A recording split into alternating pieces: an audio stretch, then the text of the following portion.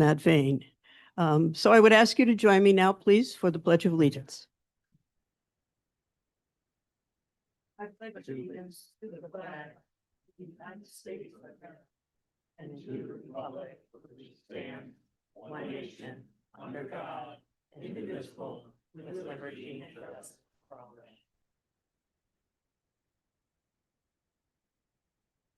Councilmember Keel. Present.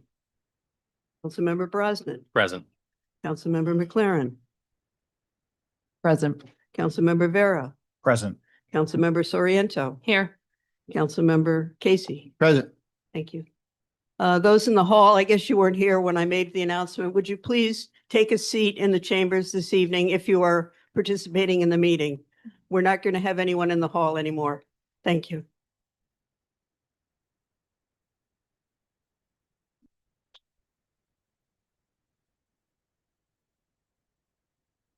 All members of the Finance Committee are present.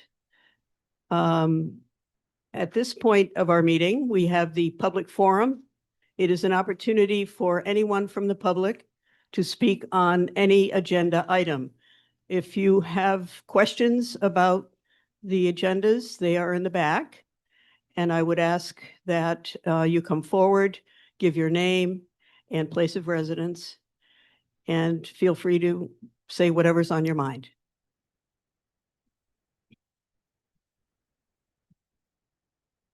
My name is Adrian Wall. I'm a City of Troy resident. I'm sorry, Adrian, I'm not sure the mic is on.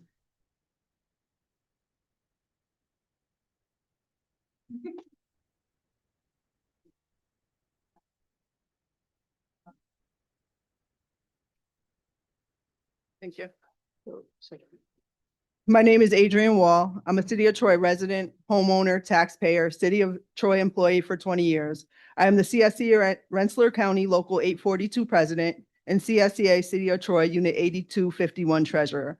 I am seeking council support on the approval of Resolution 101, which is approving and ratifying the memorandum of agreement between the City of Troy and CSEA. This contract ratification is long overdue to the members of CSEA. CSEA members are the people who provide the essential services for Troy's residents. Council support in passing this resolution would be greatly appreciated. Thank you. Thank you. Does anyone else wish to speak?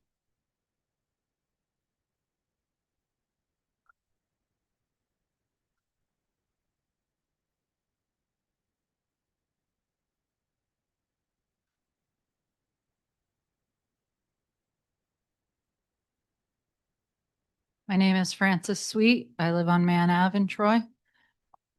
This is in regards to the authorization for the new city hall. I just wanted to say, I think it's an absolutely terrible idea. The process started in spring? And you are ready to authorize this thing for October 2nd. This is a huge project that should be given way more time for development and consideration. I think you're just rushing through it ahead of Election Day, but who knows what your motivations are. The fact that the public needs a lot more information on the breakdown of costs and the actual feasibility of this project. Do I think it would be cool to revive Proctor's in this way? Maybe. Do I think it's being done in the right way? No. This is $12.5 million right now with a finish date of January 2027. When have you ever seen a construction project be on time and under budget? This is going to put Troy's finances in the hole. Besides that, the mayor has completely botched terminating the lease for this place, which will probably leave Troy on the hook for a lot of money and fees and lawsuit. And if the new place isn't finished in time, what then? The original lease for this place was until 2029, which is probably when the new place will end up being finished, if we're being realistic. If we had a plan to work on the project on that timeline, I think it would be a really reasonable proposal. And even though I know the Republican majority are just going to push this through regardless, as it stands, this whole thing is rushed, expensive, and sloppy. Thank you. Thank you, Francis.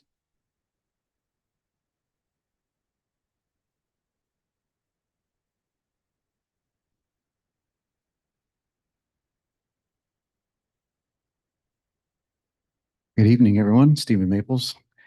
Um, so the administration has decided to finally share the letter of intent from May in one of the more publicly accessible places on the city's website.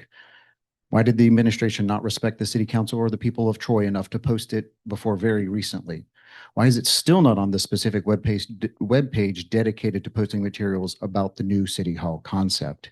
Is this not in keeping with the administration's record of outright contempt and disrespect for this body and the people of Troy? No input from the council or the public on the decision-making process, only input on the choice already made. Consult the staff, which will have to work in much tighter physical constraints in this new concept. Couldn't be bothered. And still to date, not a single pro forma, white paper, draft financial plan has been released to the public concerning how public monies will be spent on a public building. The top line estimates are based on something, yet the administration doesn't respect you or the public to release that. All of the claims of saving money can't actually be verified. No claims of the limits of the actual risk of taking on this crumbling building can be taken seriously without independent assessments and documentation. None of this has been released to the public or, to my knowledge, this body. None of you actually have any idea what you're actually voting on without these basic questions answered. Even if some of you have been lucky enough to see some of this documentation, you still have a duty to demand it be made public.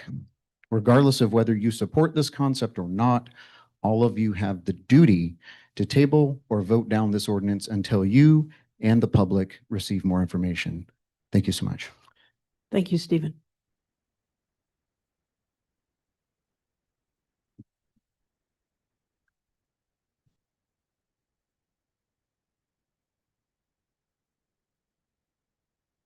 Two things. First, total support and resolution. Oh, I'm sorry. My name is Mark DeVitt. I'm a Troy resident. First, I'm total support of Resolution 101.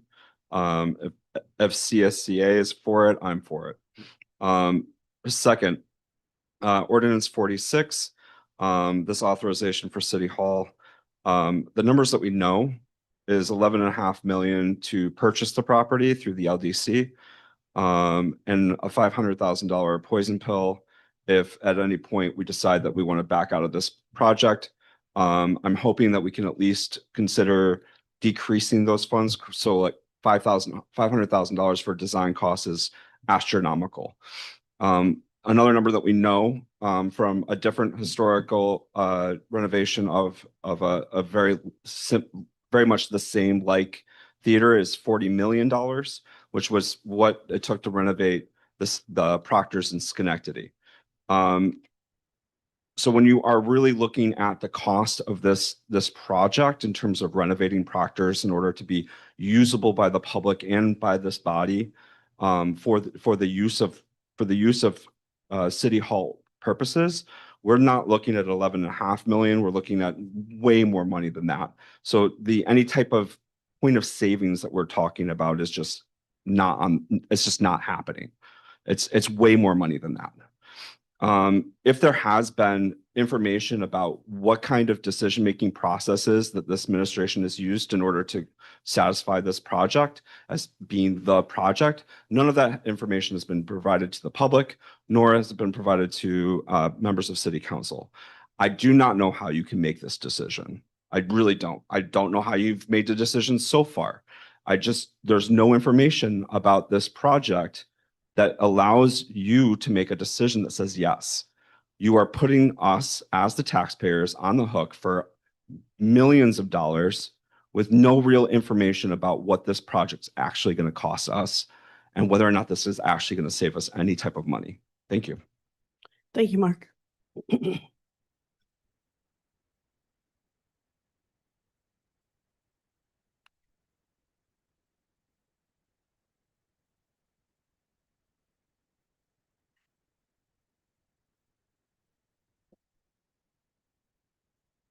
Good evening, council members. It's a pleasure to see you again.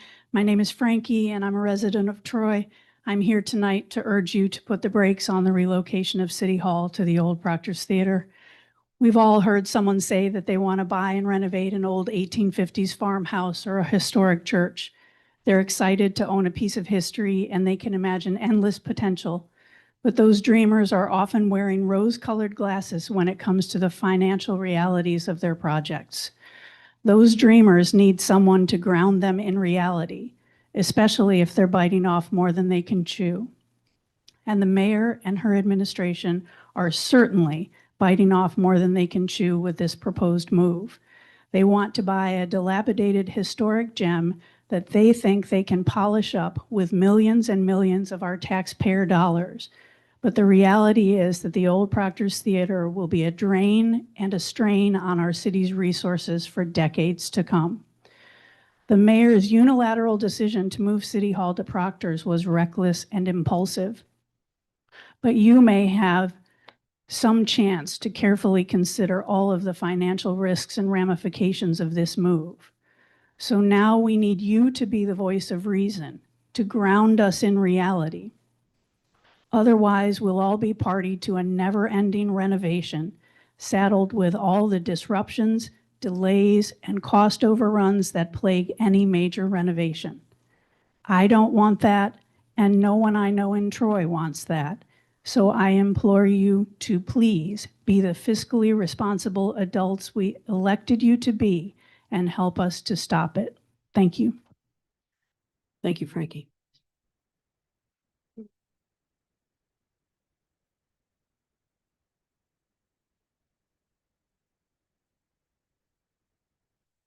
Does anyone else wish to address the council on any agenda item? Seeing none, we'll move along with our agenda. This evening, we're going to move up Resolution 102, be our first item. 101. I'll put my glasses on and then I'll be able to read.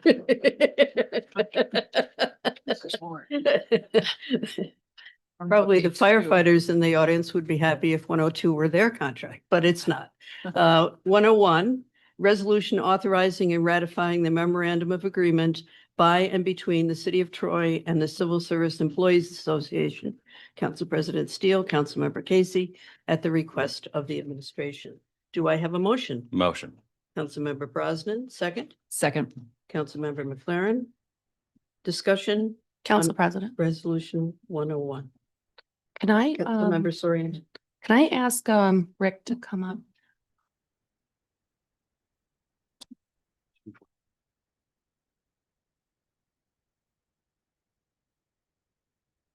I just want to just double check, is this a conflict for me to vote on this? Because my husband is a CSEA employee. I think you should recuse. Okay. All right. Thank you.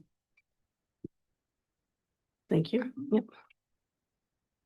Any other comments on resolution 101? Council President, Councilmember, I was wondering if someone could explain the, there's some new provisions in the contract as it relates to,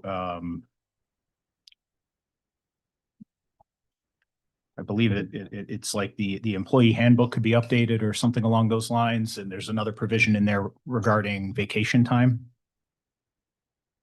Are those new provisions then? If So I'm reading them in the provision related to an employee handbook is a new provision. that is a new provision? Yes. Okay. And then the vacation time as well, then the 10 days. Well, that is just- approval over to, It's notice, is it notice and approval? Yeah.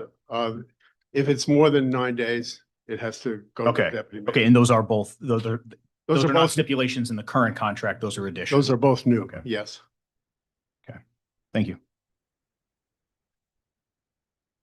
No further questions, thanks. any other questions from any council members? Council President. Councilman McLaren? I'm just glad to see that this has, come to fruition. I'm glad to hear that CSEA wants us to approve it. And I look forward to, you know, that obviously CSEA, we can't do anything in this city without them. So I'm just really pleased that they finally have something that they were able to agree on. We agreed Thank you. on it too. Well, I meant, when I said they, I meant the city and CSEA. Council President, Councilmember Brosnan. I'm happy you guys got this done. I'm happy that CSEA is happy with it.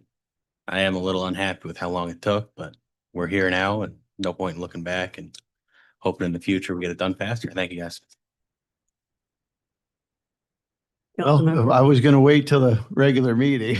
I just want to say, yeah, I too was disappointed how long it took. I wasn't happy with that, but I'm telling you, I'm out every day in the city and in my neighborhood. It's just the city workforce, CSEA, and I see the job they do. And even great today, they were clearing a lot that was an eyesore in a neighborhood in South Troy. The job they do is just great. You know, if you think about it, I was a fireman, but you look at what some of these workers go through out in the streets and in the middle of the winter, and the water main breaks, and what the poor garbage men go through in the freezing cold and the heat of summer. These are the hardest working, some of the hardest working people in the city, and you truly deserve this contract, and I'm glad to see it. I'd like to thank all the members of the negotiating process. I think we're all pleased to see this come to fruition, regardless of the time frame. It sometimes takes time to get a good product, and I'm grateful to all for that. All in favor? Aye. Opposed? Recusal. We have 6 ayes, 1 recusal. The resolution is adopted. Moving on to ordinance 46.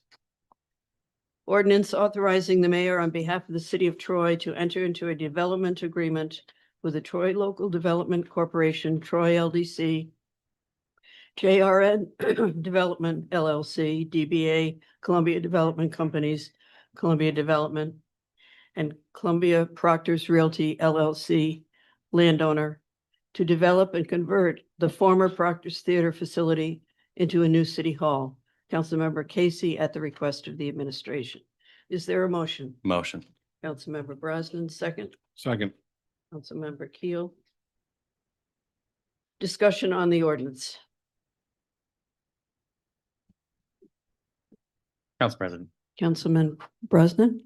I've been hearing a lot of people with concern about the project moving forward. If you're reading it, it says it's non-refundable, the deposit we have to put down. However, if we back out, or if Proctor's backs out before the date in the contract, which I didn't write down, so it's later on, then the money is refundable by the contract.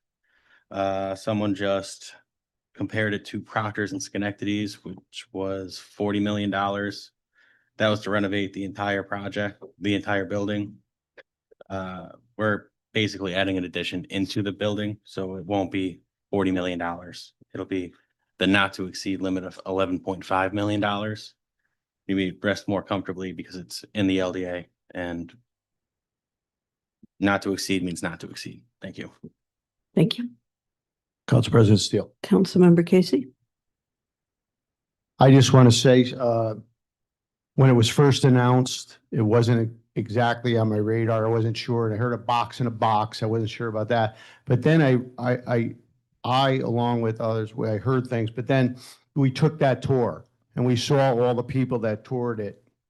And we learned that there was offices, modern offices already in there and everything, and it made a lot more sense. Found out the infrastructure was sound. Council member Ryan Brosnan looked at some of the stuff, the electrical, the roof, everything was very sound. It didn't have to be overplaced. Didn't look like a huge investment. And the thing is, we have a say, but this pick was made by the administration. And you know what? That's their call, and I have faith in them. it's not like it's me, a retired fireman, mayor, making big financial decisions.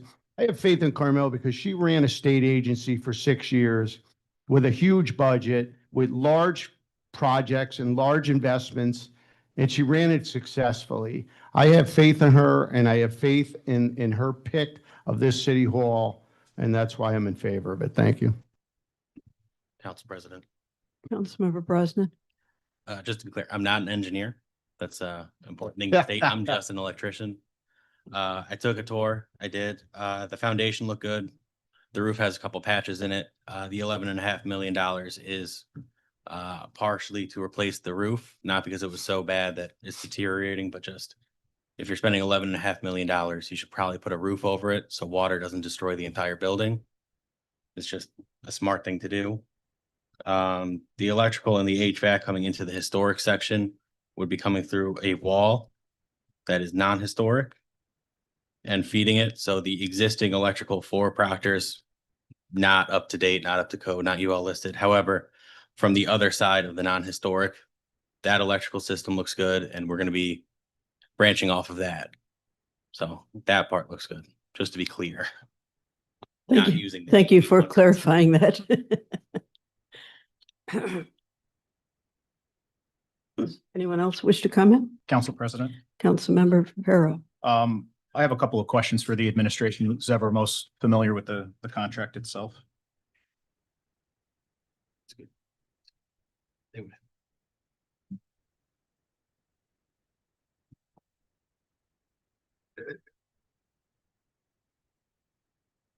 Good evening, everyone.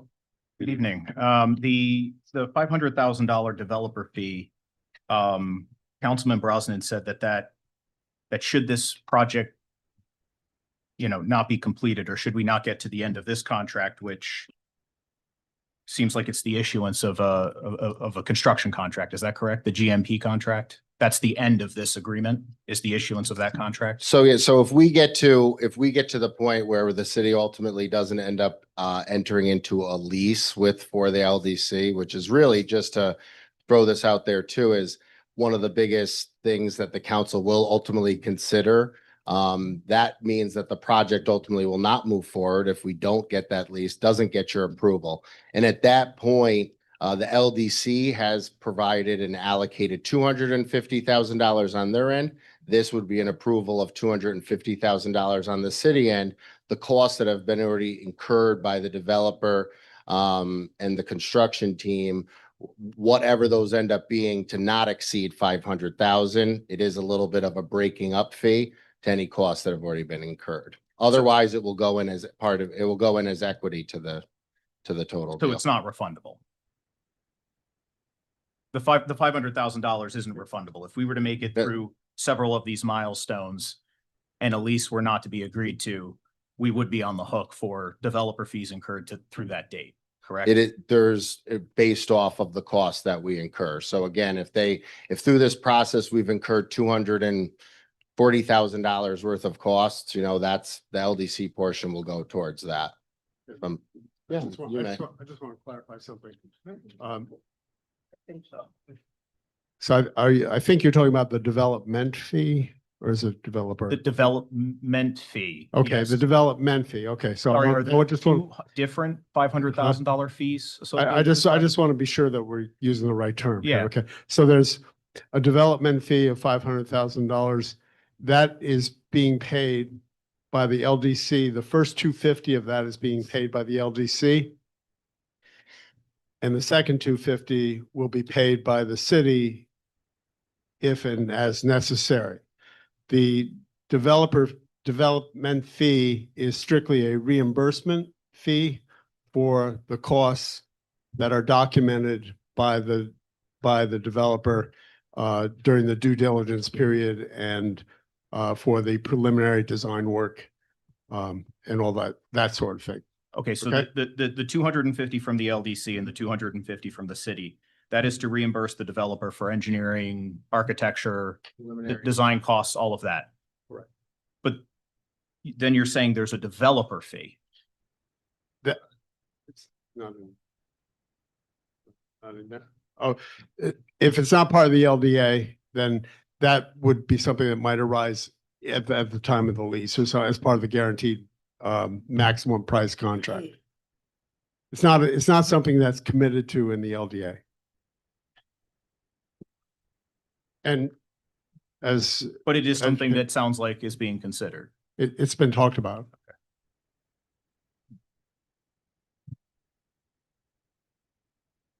But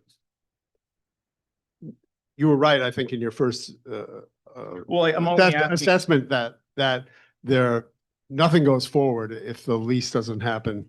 There will be no guaranteed maximum price contract. There will be no construction of the facility. None of that is going to go forward if the lease is not agreed to by 4 members of this council. okay, so on page 32 of the LDA, I see a time is of the essence, design phase milestones. It lays out a number of different milestones. They seem to all relate to design draft drawings, construction documents, and the contract itself. When does the administration anticipate approaching the council with the lease agreement? We would be coming to the council in November with that. The November regular meeting is part of the timeline. That allows us to go through this due diligence phase, work on the milestones that we are actively working on that you see in front of you, to get to that ultimate lease, that end product, which is the lease.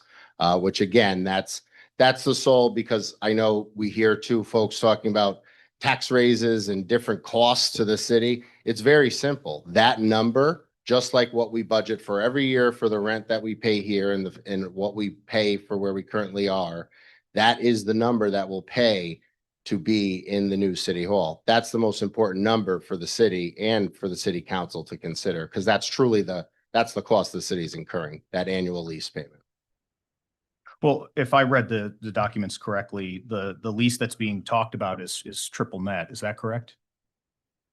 It is triple net. I think that you can imagine part of the advantages of this also being that it's between the LDC and the city. You're not going to be looking at the typical lease that we're currently dealing with here, where we pay for, just like all other commercial buildings, where we're paying for all those extra common area fees and things like that. But isn't that what triple net means? Well, like I just explained to you too, it's going to be, which again, you'll see before you, that is, it's not as typical as like you see here, where you have multiple tenants and the leases between the city and a developer. Right. It would mean there's no other tenants to share maintenance costs of the overall building.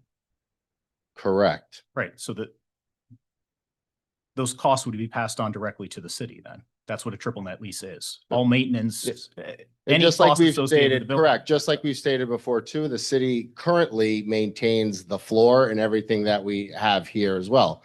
Like HVAC system, like if there's some other issues, those are currently things that we pay for and budget for as well. And I understand where you might be going. It's a building, it's not a floor, so we might be dealing with other things.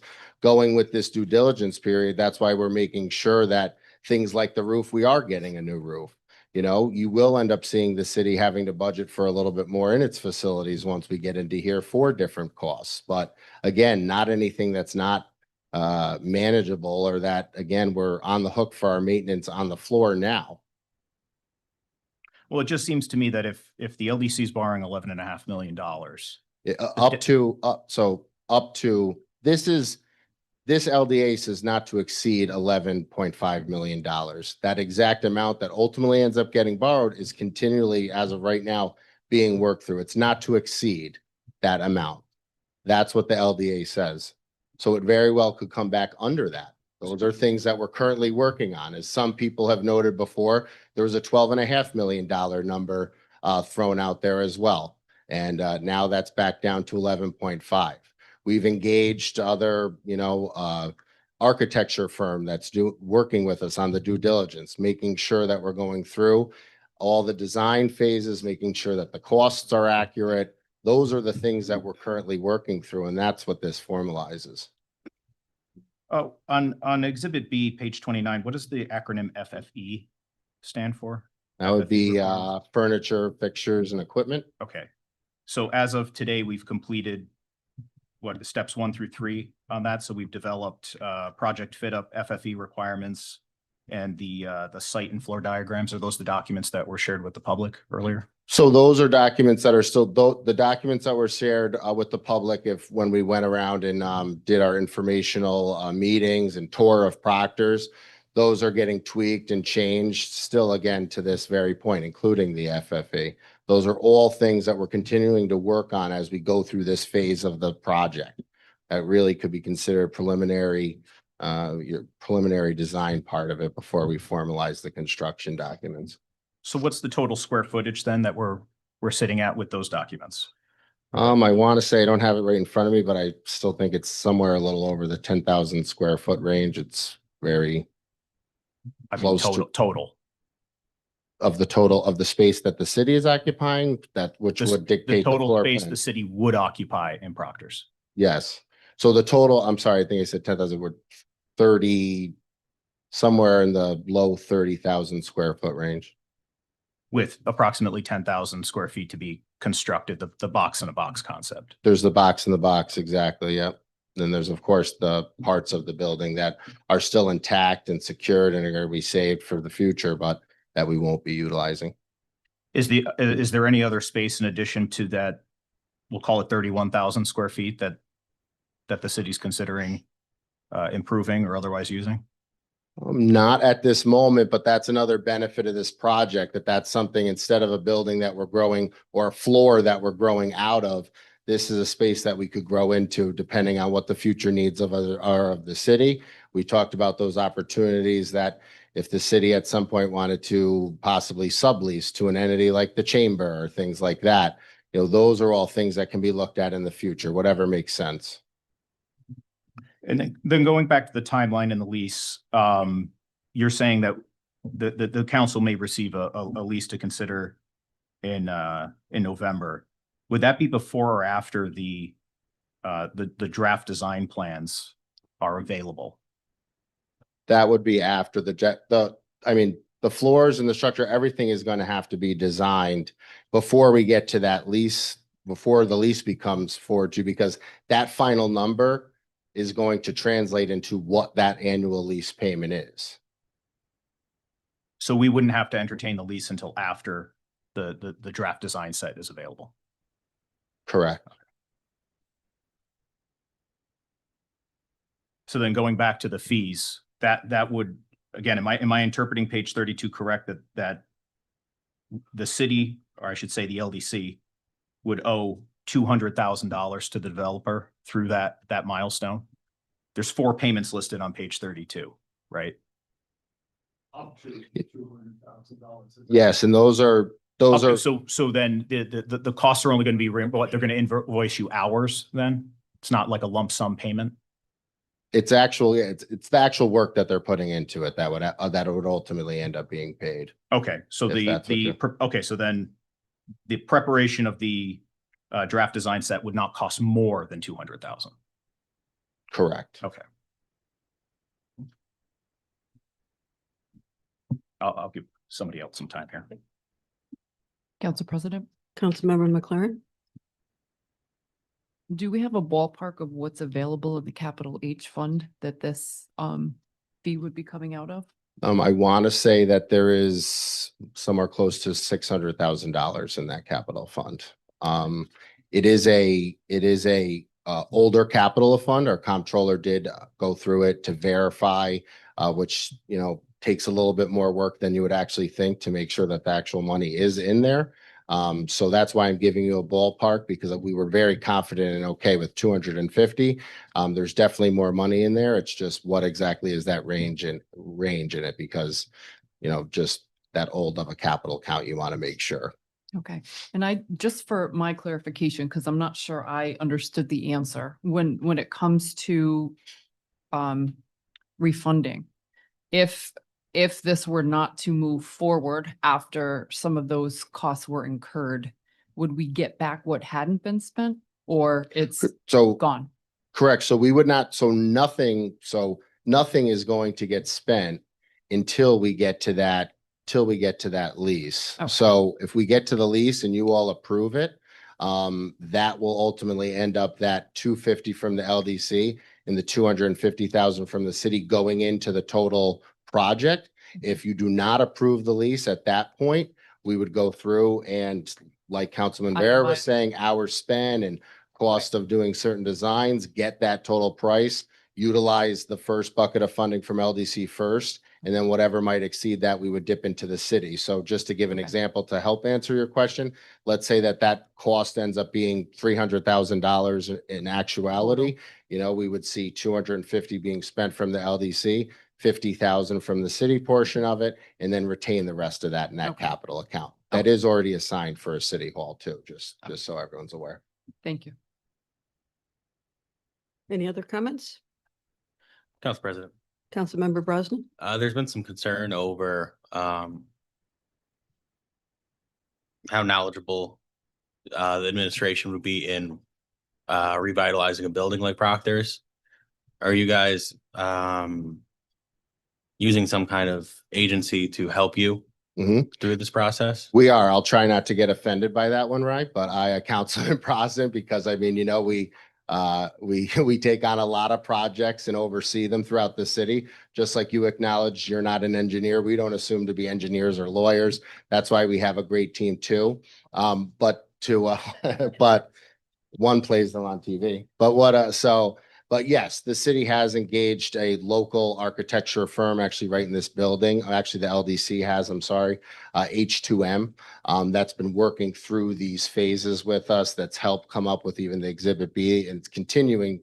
Just left my office a half an hour ago. Just to double down on that too, because since the LDC conversations of bonding and things have come around, we were also utilizing advisors that the city used too, just to make sure, although it doesn't directly impact the city, just to make sure that everything's in line on there. So yeah, we're definitely utilizing every professional that we can to make sure that we're getting everything done right. Thank you. Is there an associated fee with that? Bringing those people in? There is, and those are different things that are already worked into some of these soft costs of these projects that help get to that, contribute towards that maximum amount of 11.5 million. All right, thank you. Yep. Council President, Councilmember McLaren? was that firm chosen because they have experience with historic buildings? They have H2M is a great firm that definitely has experience everywhere from historic buildings to firehouses to wastewater, engineering, a bunch of different things too. It just so happens that I think we're actually getting a discounted rate because we have the vice president working on it. He's been following this project actually before we even engaged him.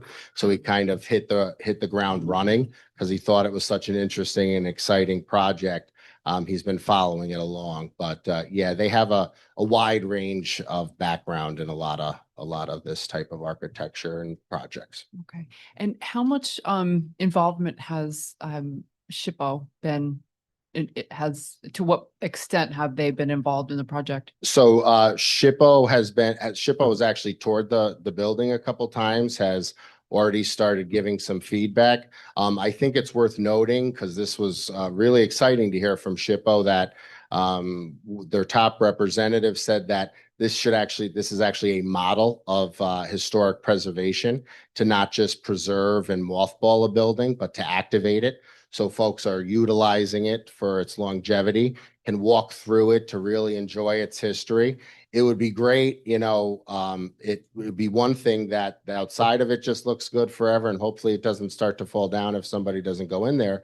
But it's even better that it becomes an active building, just like we see in other historic city halls across our region, our state capital, that folks are working while also enjoying the history, the beautiful architecture in the building.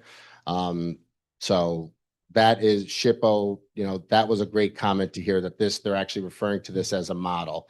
The LDC did declare itself lead agency. Notices have gone out to all the interested parties, including SHPO, and they've accepted that.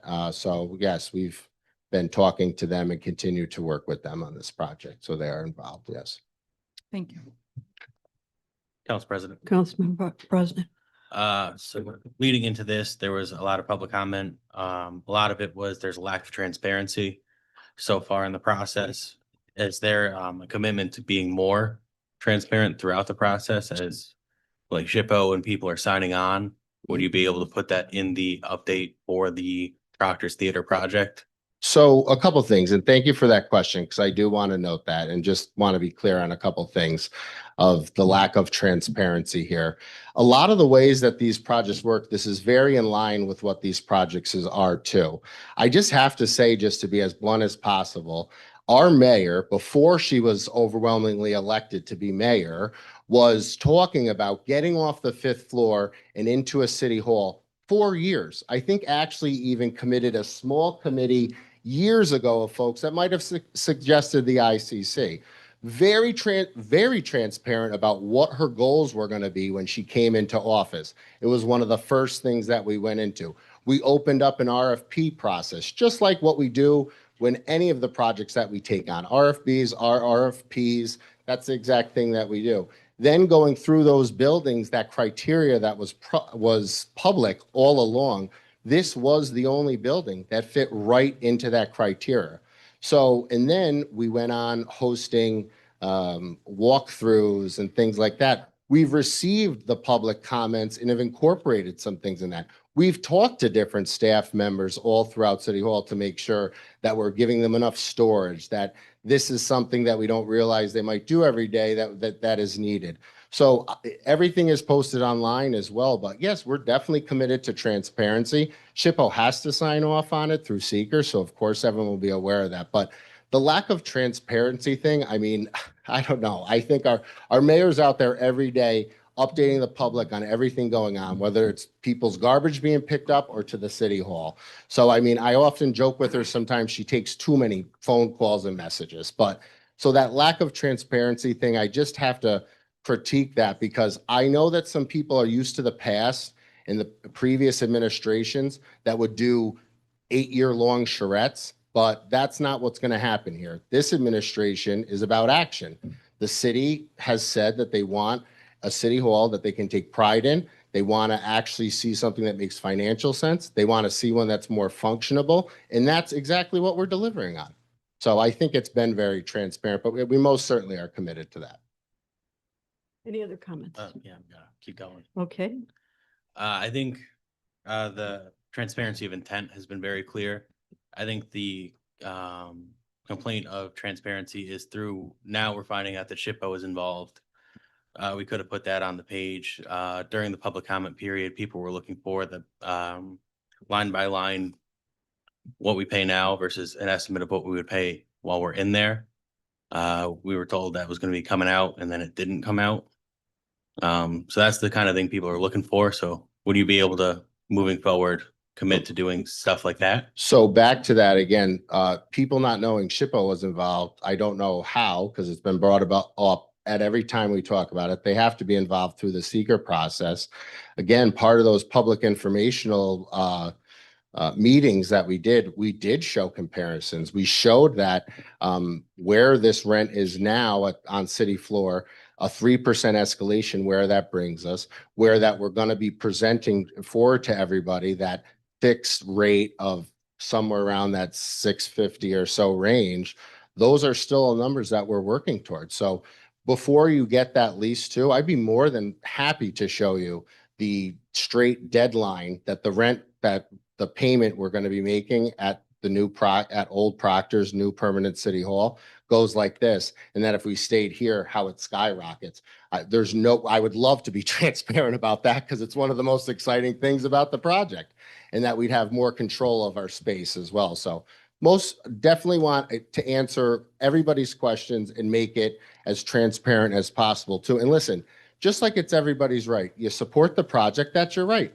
You don't support the project, that's your right too. But clearly the folks that don't want to support the project, they're going to find every reason not to support it. They don't care about any graph that we put forward to them. But we want to put every piece of information before the council, the public. And again, I think you could make a very strong argument. This is the most transparent, most visible administration mayor this city's ever seen. So. And I'm totally okay with 3 Snickers in the back from the same folks that come here every Thursday. That's okay too. John. So I am in support of the project overall. However, I would say that the question that was specifically asked was seeing the breakdown of the CAM charges that we pay now. I don't believe that's been posted, and that was something that through the process. We can definitely provide Yeah, that. I'm not looking for the simple, this is what we pay in rent now. This is how much the rent payment would be moving forward. It would be rent fee plus an estimate of the CAM charges. I think that's what people are looking for in that regard. And those are the little specifics, but moving forward, I could communicate that better throughout the process. Mhm. If that would help. Exactly. And those are all again, those are all numbers that you'll see leading up to the lease. We will be more transparent and communicate more. But again, when we've talked about the annual payment that would be going towards the new permanent city hall, that rough number, we've been pretty transparent about all along. We can definitely do more of a breakdown of exactly what CAM charges are here. I think they're $184,000 a year. What that exact payment's going to be. So, and we look forward to bringing that before all of you, because really, like I've said all along, this is a very important step and a needed step. But from the city side of this, the ultimate, the proof is in the pudding there, if what that lease payment is that we put before you and what that breakdown looks like, because that's ultimately what the city is going to be obligated in here. Thank you. Good. Mhm. One more. Okay, Councilmember Vera. I see in the memo that you provided, the action in front of us this evening is a type 2 action. Is that correct? Under seeker? Correct. Which of the 46 items does that fit under? Normally when Corporation Counsel provides a seeker 2 determination, he provides the section.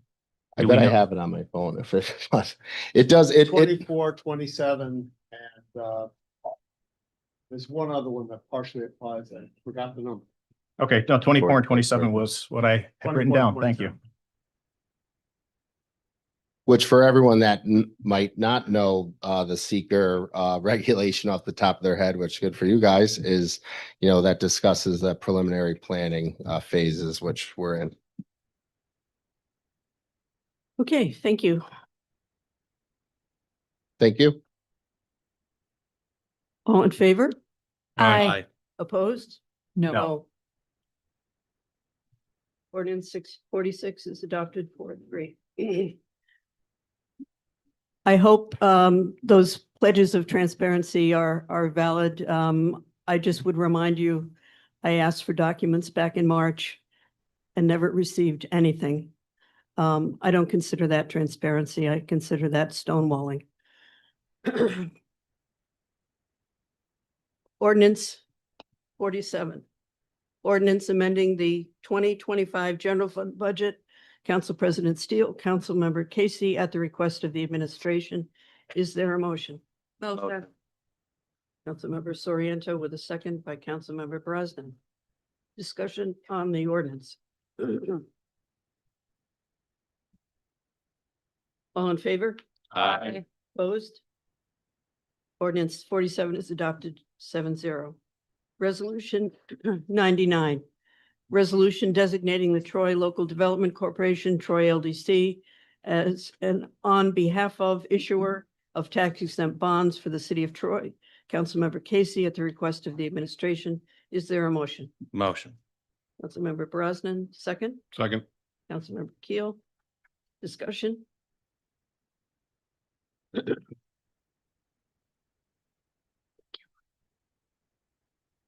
Seeing none, all in favor? Aye. Opposed? No. No. Ordinance 99, all in favor? Aye. 4 and opposed? No, No. 3. Okay. Resolution 99 is adopted 4-3. Resolution 100, resolution appointing commissioners of deeds for the city of Troy. Council President Steele, Councilmember Casey. Is there a motion? Motion. Councilmember Brosnan, second. Second. Councilmember McLaren. Discussion. All in favor? Aye. Opposed? 7-0. Resolution 100 is adopted unanimously. At this time, I would entertain a motion to adjourn. We have many. I'll give it to Councilmember Vera with a second by Councilmember Brosnan. All in favor? Aye. Aye. Aye. Opposed? Aye. We are adjourned. Do you want to take a break or go right in? Yes. We'll have a very short break. We do have guests tonight, so I hope it's a short break.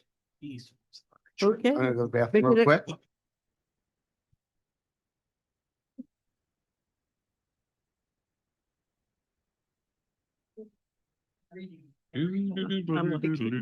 I didn't.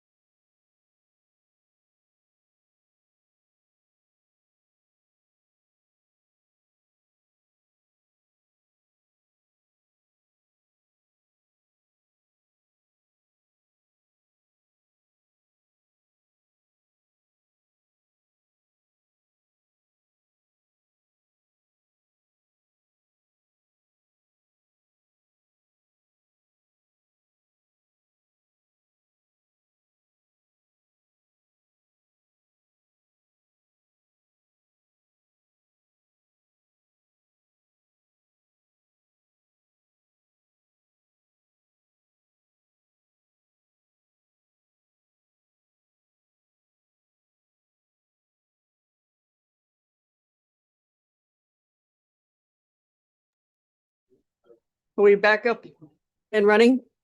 Good evening, everyone, and welcome to the Troy City Council regular October meeting. I would ask that everyone please come forward and take a seat. And Nobody's coming forward. Nobody wants to sit close. thank you. The doors are going to be closed, so if you want to participate in the meeting, I ask that you come forward, please. Thank you. Please join us with the Pledge of Allegiance. I pledge allegiance to the United States of America and to the republic for which it stands, one nation, under God, indivisible, with liberty and justice for all.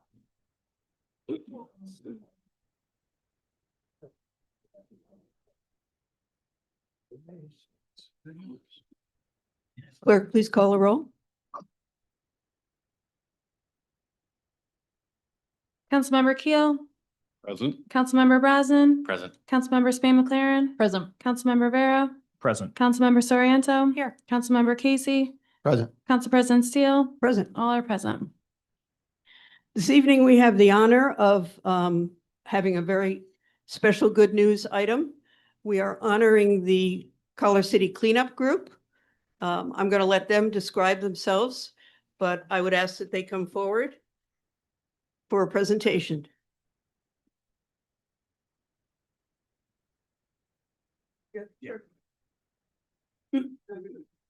Yes. Hello, everybody. I'll let you Thanks. Thank you. Thank you. Thank you. Welcome. Thanks. We're very honored this evening to have a group of hardworking Trojans with us. They are called the Color City Cleanup Group. I think we all are very concerned about how our city looks and feels. And so we're very grateful to this group who takes it upon themselves to take their own time, in their own time. We'd ask that no photos be taken, please. No photos, thank you. The group asked that no photos be taken, thank you. Moving on. Where was I? I was saying that these guys are great folks who do a great job cleaning up our city, and I'm going to let them take it from here. Yeah, great. So we formed about 5 years ago during COVID, more as like an opportunity to actually meet members of the community, make some friends along the way. And it's really grown from there. We've cleaned up several tons of trash in the past 5 years. So I'm really grateful, to who's ever shown up to a cleanup. We've been doing them. Hopefully we'll have another one planned soon. So you're all invited. We'll post that online, and we just appreciate, the city and the help that we've received from you also. The DPW has been very helpful. All the trash that we collect and clean up, DPW comes the next day and takes it for us. So it's been a really good partnership so far. So we appreciate your help too. Does anyone else wish to say a few words? I just want to emphasize that this isn't even a portion of the group of people that have come out over the 5 years. We really have seen people from all over our city, from North Troy, South Troy, people that really care about. So, we all have more in common with our neighbors than we think. And it's great to get out there and talk to the people that live in our neighborhoods. We have certificates for each of them. I'm going to give them to Elise to hand out. And I would say, how does one join? Follow us on Instagram, Color City Cleanup. Okay, hopefully you'll get some volunteers from that. Okay. Well, if we've forgotten somebody, let me know. We'll be happy to make another certificate for them. But thank you very much for all that you're doing and continue to do.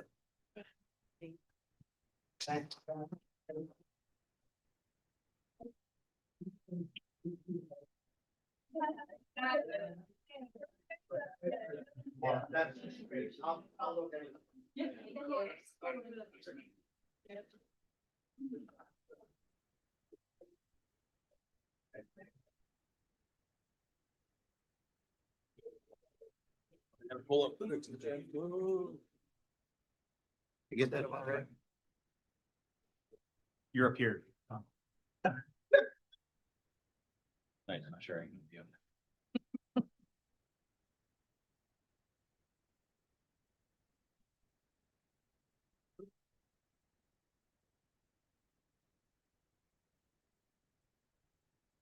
Can't say that. Don't they? I don't know. We can't deny anybody taking pictures or video. Well, you get to screen share. Right, exactly. Yeah. I don't even know if you can see it.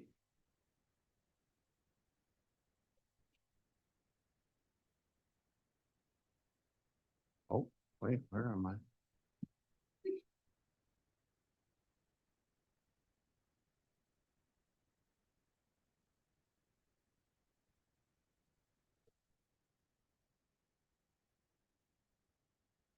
Ordinances? Ordinance 45? Ordinance 45, ordinance amending the chapter 79 of 46. Sorry, 46. Pardon me? Oh, sorry. Public forum. Oh, okay. Yeah, we do have. a public forum. Were we moving CSEA up again? No, we're not. Okay. Okay. Thank you, Eric, for reminding me that we have a public forum. Unfortunately, we had a disturbance in the hallway earlier, which was rather upsetting. So we do have, at this point in time, a public forum for anyone who wishes to speak on any agenda item. The agendas were in the back of the room, and anyone is free to come forward, give your name, where you live, and share your thoughts with the council.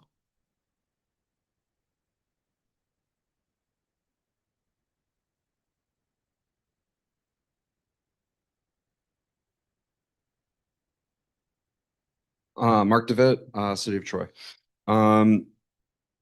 Again, the 40 million that I was referencing based off the Schenectady renovation was a future costs for renovation, because this current proposal does not account for any renovation to the theater at all.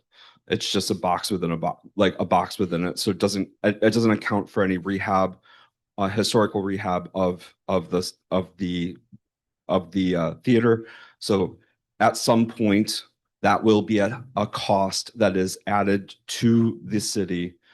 So discounting that as a cost is not a proper form. When we talk about transparency, we are not talking about the transparency of intent.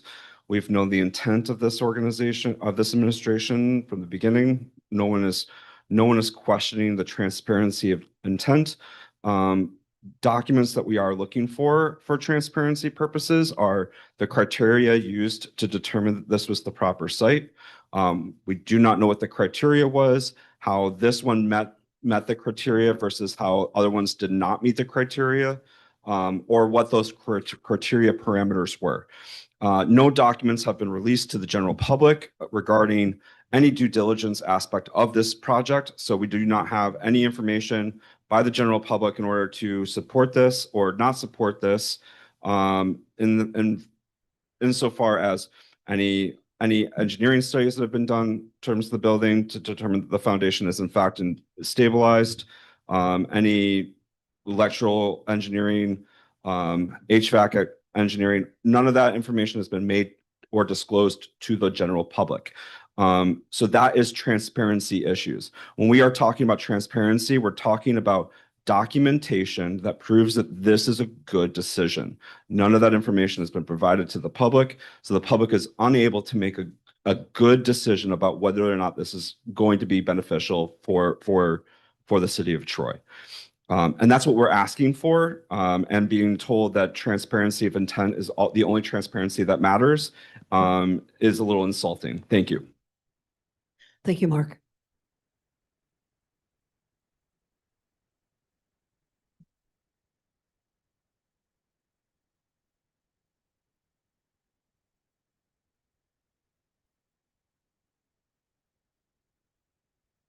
Eric Wisher. I'd like to commend some of the things you did, Sue, to make the meeting a little better, but I think you need to reference the open meetings law on closing the doors, on taking pictures, because you just put their picture out all over the internet on that TV, right? That's out there permanently. So whether I take a picture or not, it's out there, right? And that leads me to the resolution on whether you can zoom in from home if you have an emergency. Your family is the most important thing. You shouldn't be breaking away from your family because you're concerned about something that goes on in this room. That's a bad decision right there already from the get-go. That's terrible that somebody would take away from their family if they were sick or injured or whatever reason to come online to be part of this meeting. Terrible. I'd like to commend CSEA on their contract. They're happy with it. That's good to hear. And then on the Proctor's City Hall development, I'd like to ask the question and get clarification. The current lease on this city floor, if we were to lose the case on breaking a lease, can we sublease this to recoup our money for 2 years to offset a loss that everybody's predicting we're going to have? Can we get a clarification on that? We'll ask the question here. Okay, thank you.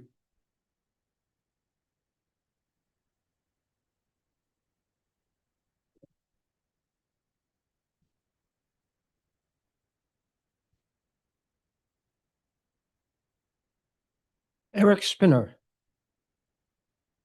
New York City, Albany, Beacon, Binghamton, Catskill, Croton-on-the-Hudson, Fishkill, Ithaca, Kingston, Middletown, Newburgh, New Paltz, Nyack, Poughkeepsie City, Poughkeepsie Town, Tarrytown, Rochester, White Plains. All these municipalities have in common that they have adopted either the Emergency Tenant Protection Act or Good Cause, or by virtue of adopting the ETPTA, both. Yet Troy lags behind. It is not lost upon the tenants who make up the majority of this city that this council's majority has neglected to take on the important action of getting a vacancy survey done for the purpose of moving our city in the direction of the rest of the state. Just yesterday, Kraft Heinz announced that it's changing the name of Maxwell House to Maxwell Apartments. This is a recognition in the changing balance of power that is coming about as a result in the change of demographics as they relate to living arrangements. It behooves this council and the mayor of this city to wake up and smell the coffee. Thank you. Thank you, Eric.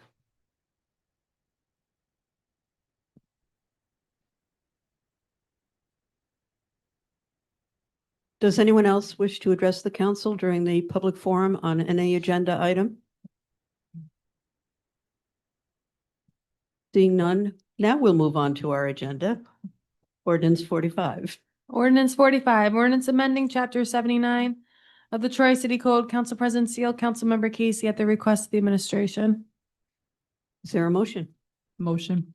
Councilmember McLaren, Second. second, Councilmember Brosnan. Discussion on the ordinance.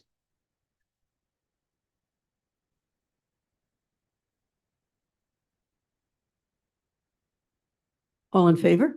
Aye. Opposed? 7 ayes, 3 noes. Ordinance 45 passes. No. There's What not was 10 that? of us. What? There's not 10 of us. Ordinance 7 ayes. What'd I say? You say 3 no's. Oh, I'm getting ready for the next one. 7 ayes, 0 noes. Ordinance 45 passes. Ordinance 46. Ordinance 46, ordinance authorizing the mayor on behalf of the city of Troy to enter into a development agreement with the Troy Local Development Corporation, Troy LDC, JRN Development LLC, DBA Columbia Development Companies, Columbia Development, and Columbia Proctor's Realty LLC, landowner to develop and convert the former Proctor's Theater facility into a new city hall. Council member Casey at the request of the administration. Is there a motion? Motion. Councilmember Keel, seconded by Councilmember Soriento. Discussion on the ordinance.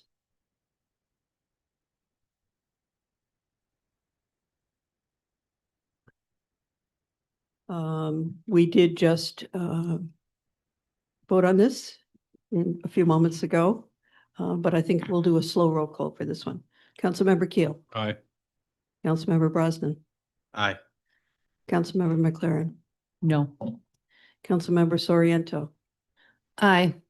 Councilmember Vera. No, I continue to think that this is a rushed plan. Councilmember Casey. Aye. And in voting no, I second the comments that were made by the public. They were very telling and very succinct. This is a rushed plan. It has lacked transparency. The council has been totally cut out of the process and remains so by the scheme of using the LDC. The taxpayers deserve better. We were elected by the taxpayers. The LDC was not. We were elected by the taxpayers to fulfill our fiduciary responsibilities. And how can we do that when we are kept in the dark? Again, I remind you that I made a simple request of documents back in March. Things that were in existence at that time have not received even the acknowledgement of a response. I think that is very telling. It's very disrespectful, and it shows that there is no cooperation on this project. There's no willingness to share, not only with the council, but with the public. I can't tell you the number of calls I've received. I was late coming here this evening because I received one from a very well-respected architect who is extremely concerned that this is going to destroy the theater as we have known it in Proctor's. This is not a preservation project. This is a destruction project. I vote no. 4 ayes, 3 noes, ordinance 46 passes. Ordinance 47. Ordinance 47, ordinance amending the 2025 general fund budget. Council President Steele, Councilmember Casey at the request of the administration. Do I have a motion? Motion. Councilmember Brosnan, second. Second. Councilmember Soriento. Discussion on the ordinance? All in favor? Aye. Opposed? 7 ayes, 0 noes, ordinance 47 passes. Resolution 95. Resolution 95, resolution of the Troy City Council authorizing and scheduling a public hearing on proposed local law number 2 of 2025, amending chapter 2 of Troy City Code to add article 7, section 2-51 video conferencing. Councilmember Vera. Do I have a motion? Motion. Councilmember McLaren, second. Second. Councilmember Brosnan. Discussion on the resolution? Council President, Councilmember Brosnan? I'd like to be added as a co-sponsor moving forward. Sure. Did you hear that, clerk? Yep. Thank you. For the public's information, that will be October 23rd at 5:15, I believe. Is that right? I don't. No, we said 5. This one is at 5? Okay. Because we're gonna change the finance to 5:30 because the budget for DPW is at Yeah. 6. Okay, we have a busy night on the October 23rd. So for those interested in coming to the public hearing on video conferencing, it will be at 5 o'clock. Any other discussion? Council President. Councilmember Vera. I would just like to thank Councilman Brosnan for co-sponsoring and also for taking some time to sit down last week and go over some of the amendments that were discussed at our previous meeting. So thank you. Anything. I'd like to commend that kind of bipartisan cooperation. That's what we strive for, and I want to thank you both for doing that. Any other comments? All in favor? Aye. Opposed? No. No. Oh, no. Yes. 4-2, 4 ayes, 2 noes. No, there has to be, 3 no's, right? did you, what was your vote? No. Oh, so it's 4-3. 4 ayes, 3 noes, resolution 95 passes. Resolution 96? Resolution 96, resolution of Troy City Council authorizing and scheduling a public hearing on proposed local law number 3 of 2025, amending chapter 257 of Troy City Code, article 4, senior citizens exemption, and article 7, exemptions for persons with disabilities. Council President Seal, Councilmember Casey at the request of the administration. Is there a motion? Motion. Councilmember Brosnan, second. Second. Councilmember McLaren. Discussion on the resolution. All in favor? Aye. Opposed? 7 ayes, 0 noes, resolution 96 passes. Resolution 97. Resolution 97, resolution accepting a grant from the New York State Governor's Traffic Safety Committee for Public Traffic Services and authorizing the mayor to enter into a contract and execute documents related to the grant on behalf of the city. Council President Seal, Councilmember Casey at the request of the administration. Is there a motion? Motion. Councilmember Brosnan, second. Second. Councilmember McLaren. Discussion on the resolution. All in favor? Aye. Opposed? 7 ayes, 0 noes, resolution 97 passes. Resolution 99. Resolution 99, resolution designating the Troy Local Development Corporation, Troy LDC, as an on behalf of issuer of tax exempt bonds for the city of Troy. Councilmember Casey at the request of the administration. Is there a motion? Motion. Councilmember Brosnan, second. Second. Councilmember Soriento. Discussion on the resolution. All in favor? Aye. Opposed? No. 4 ayes, 3 noes, resolution 99 passes. Resolution 100.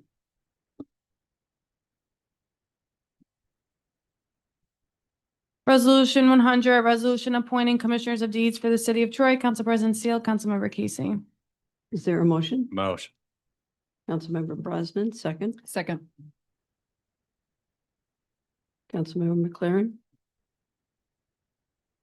Discussion on the resolution? All in favor? Aye. Opposed? 7 ayes, 0 noes, resolution 100 passes.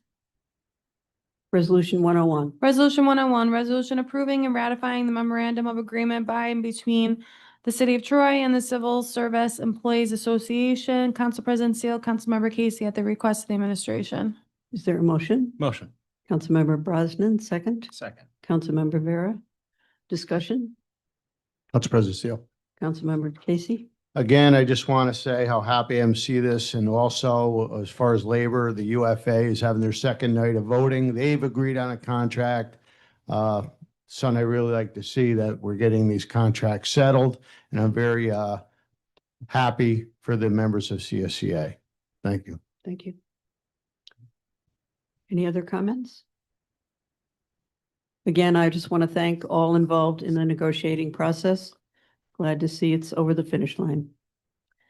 All in favor? Aye. Opposed? Recusing. We have, right, one recusal. 6 ayes, 1 recusal. Resolution 101 passes. Okay. I'm happy. That concludes our agenda, but at this point, we have a public forum for any item that anyone wishes to speak on. Just, I wanted to make sure on the agenda, the introduction of the local laws, it should be specifically on the agenda, introduced at the regular meeting. It's per the charter. So I would just verbally make sure for the record that the council states that the 2 local laws are introduced at the regular meeting. And obviously it's been on your desk, but I just want to make sure publicly and for the record, because per the charter, the official introduction is at the regular meeting, just so both are on there. Okay? Clerk, So I will you- would just verbally state it. Clerk, will you please make note of that for the Mhm. future? Thank you.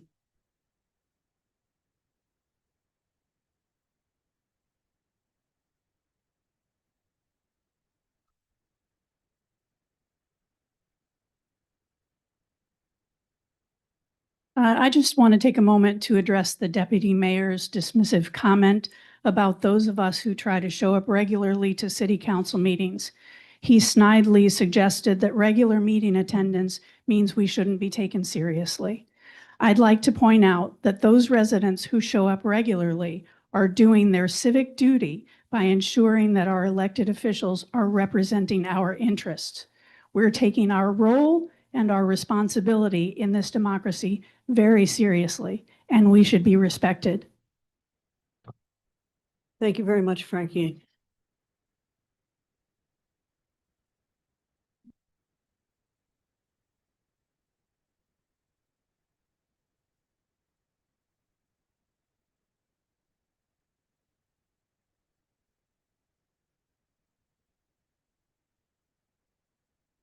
Hi, my name is Farah. I live in Troy. For those of you that don't know, I'm an attorney and my firm also represents municipalities, much like Troy, much like the same job that Corporation Counsel does.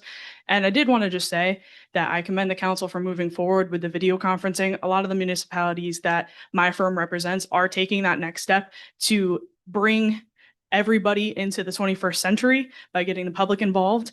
And as a younger individual, I can tell you that that is the way we need to go. So I do appreciate the council moving forward and taking that next step.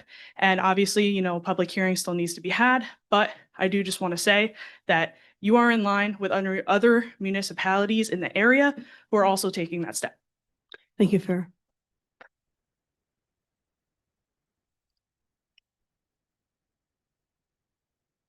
Does anyone else wish to address the council during the public forum?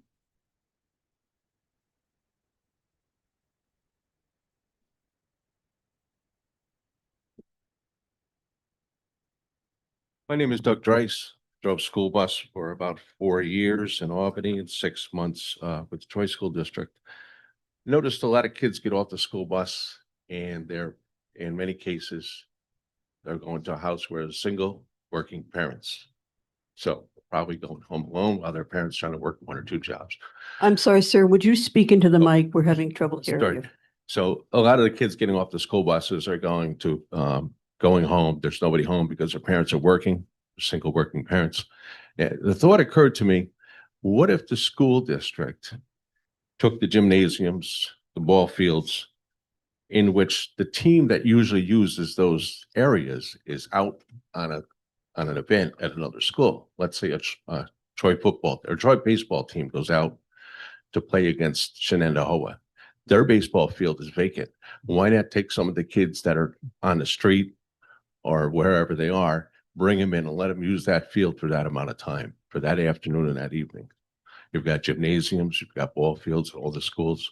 It might be something that we might pick up some, it might help alleviate some of the issues with the teenagers out and about getting into trouble and all the other things the police force have to interact with, just, minor incidences. But then the next issue is my fiance, Jill Yanis. She's 75 years old. She was retired from Smyrna Hospital after 20 years, along with RPI at St. Mary's. She bought a house in 2002 at 1905 Highland Avenue. She worked 2 jobs to pay the bills there. She raised her husband's 3 kids from her previous marriage, along with the 3 kids she had. So she had a household for 6 kids, came home every day, did the dishes, the laundry, all that. As her one son grew up, he got involved in drugs. Started harassing her for money, 2 o'clock in the morning. So she had to leave. She called the police. The police asked the husband to substantiate her, what she was complaining about. And his husband says, well, I don't like police. So the police left her standing there. So she was a victim of domestic violence. Her son started to get physical. She had to move out. She found an apartment in Green Island, kept working at Samaritan Hospital. In the meantime, one of her coworkers says to her, mentioned to her that her son had overdosed.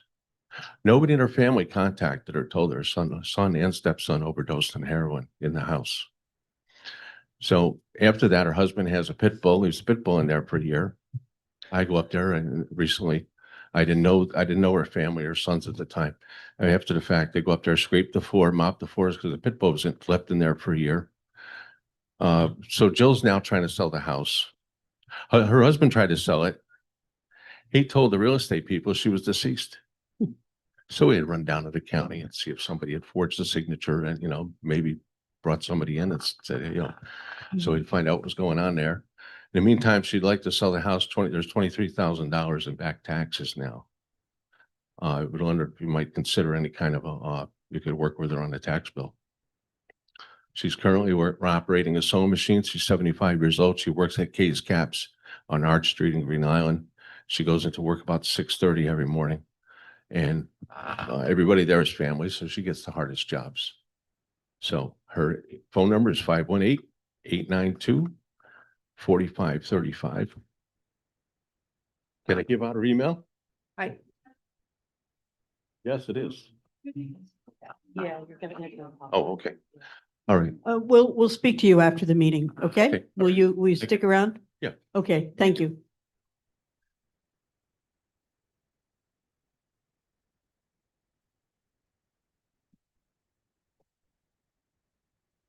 Does anyone else wish to address the council and public forum? Seeing none, I would entertain a motion to adjourn. Motion. Councilmember Casey. Make a quick announcement. I wanted to do this earlier. The city's website, you go, they're starting another class for the Citizens Police Academy. One of my constituents went through it last year, loved it. Citizens Police Academy. If you're interested in this, it starts October 14th, and you can find a link on the city's website. Thank you. Thank you. Sorry. And before we adjourn, while we're talking about website, can we have the quarterly financial reports uploaded? Mayor?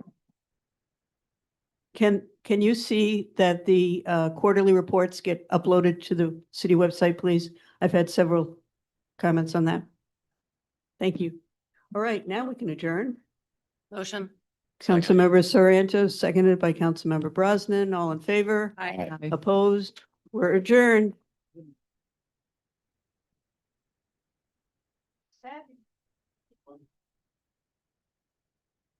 You did.